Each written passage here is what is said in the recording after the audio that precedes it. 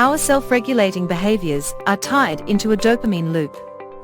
When we have depletion of dopamine prompted by these 4 different categories, we find ourselves reaching for behaviors, substances, and so on to help boost our dopamine, to help feel better, or to normalize how we feel on the inside.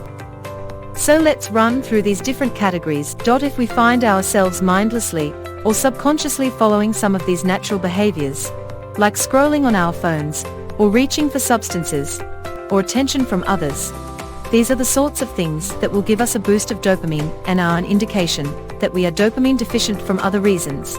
And that will prompt us into these sorts of behaviors.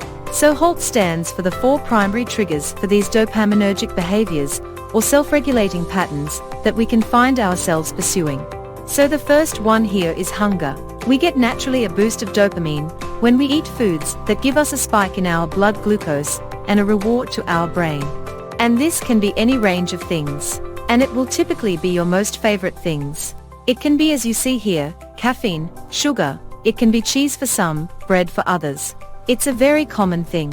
It will often manifest as a binge eating or sort of a mindless ongoing, a whole bar of chocolate. These sorts of things, where it seems to be like a compensation for the stress of the day. The next one is anger or anxiety.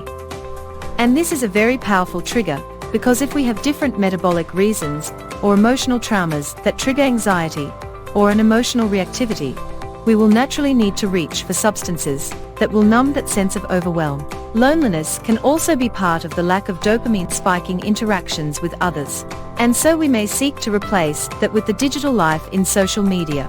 Being tired also is a natural consequence of an excess of dopamine, or a very busy life, or lots of demands on our nervous system and cognitive pathways, and so we can become adrenally fatigued and naturally dopamine exhausted at the same time.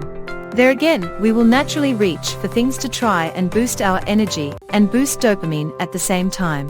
So looking at these sorts of triggers and having a reflection on which one of these, or a combination of these, may apply to you can be very helpful. Awareness around the types of things that we may need to focus on. Awareness around the types of behaviors to avoid and explore healthier alternatives to improve well-being.